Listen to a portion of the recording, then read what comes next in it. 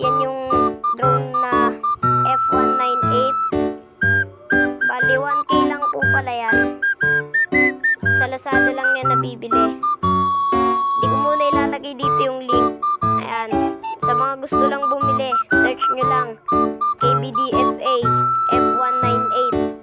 Ayan, may free propeller, at saka tornilyo, at saka meron ding screwdriver. Ayan. At meron din yung manual. Ayan. Nandyan yung mga parts ng drone. Nandyan din yung mga kung paano paliparin. Bali wala nga pala yung obstacle avoidance. Dalawa na din yung battery na binili ko. At maganda dyan, brushless motor na yan.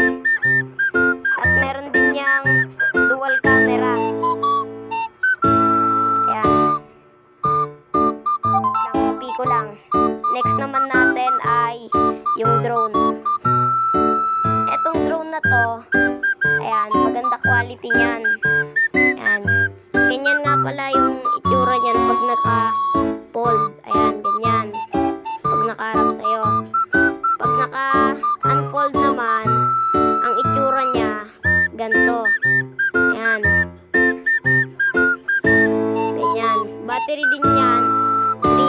Nasa 3.7 volts at saka yung mAh ay nasa 1,800 mAh. Ayan. Ganyan yan pag naka-unfold. At saka, kuhain natin yung remote. Ayan.